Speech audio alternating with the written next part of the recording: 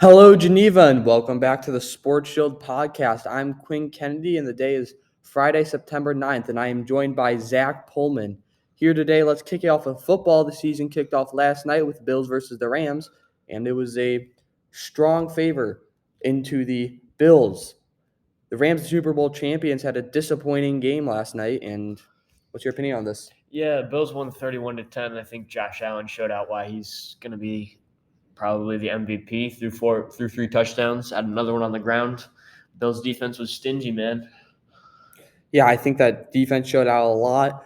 I think in the first half of the game, we saw a lot of opening game errors, a lot of things that could have been played out if the starters had played a little bit more in the preseason, but both head coaches knew they can't take those kind of risks with those players. They can lose one game if they lost one of those key players during a preseason game to some weird injury. That's just something terrible that happened.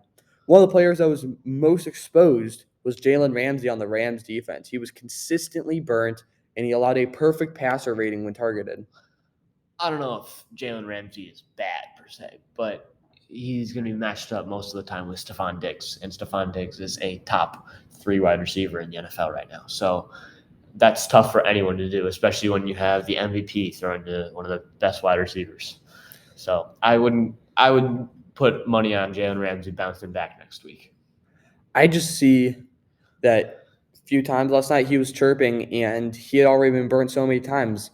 Go back to what I said, perfect passer rating. He allowed 7 catches on 7 targets, and within those 7 catches were 2 touchdowns. I mean, I just think that's kind of bad for a cornerback that many people say is the best in the league and potentially a future Hall of Famer. Yeah. So picks this weekend, a few games that we chose. Bears versus 49ers. The Bears are at home. Who do you have for this one, Zach? 49ers, I think Trey Lance is going to be good. Elijah Mitchell will run for about 75 yards and grab a touchdown, and then Deebo Samuel will go off. So I don't think the Bears have a shot in this one.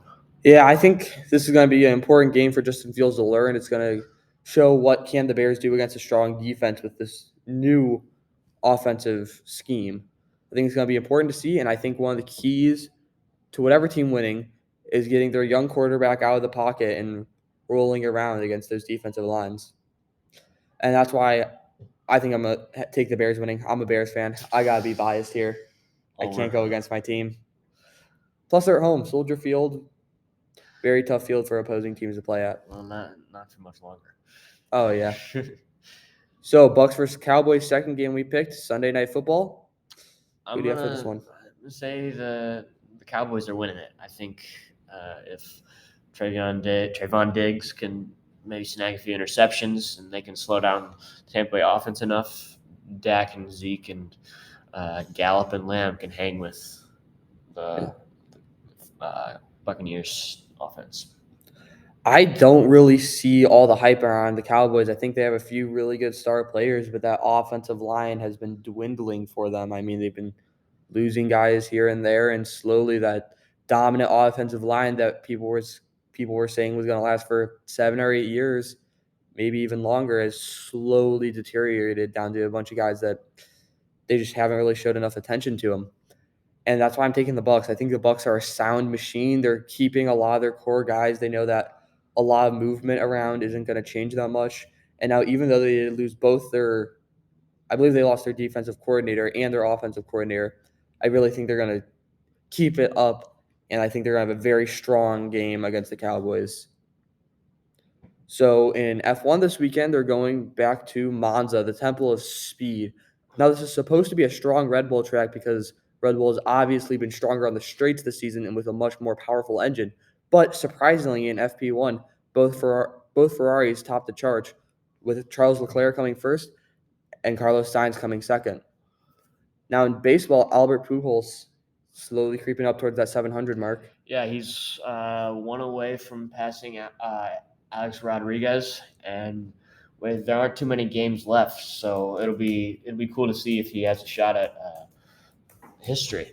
Yeah, I really think Pujols, that'll really cement him as one of the all-time greats. I mean, he's up with some giant names in history. Some guys like Babe Ruth and Barry Bonds. Uh-huh. So that'll be pretty crazy to see. And isn't talked about as much, but Paul Goldschmidt is in the running for a triple crown. He's leading the National League in batting average and RBIs, and he's only 2 behind Kyle Schwarber for the National League Home Run League. He has 24 games left to see if he can tack on a few more home runs. We haven't seen a National League Triple Crown winner since the World War II era, so this would be huge. Yeah, that'd be absolutely crazy. I mean, he's already locked up the MVP, but if he can get Triple Crown, he's just going to get added to the history books more. Yeah. Anything else, Zach? The Yankees are on a tough swoon right now.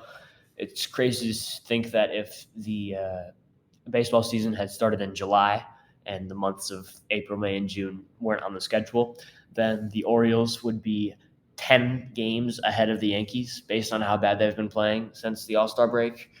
I think they will hold on to their division lead, but the Rays are coming up hot behind them, so it'll be tight coming down to the end.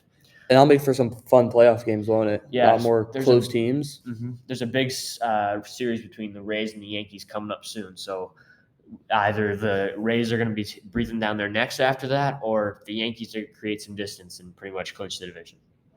So we don't have anything else for you today, Geneva. Enjoy your weekend. Have fun. Watch some football. Go Vikings.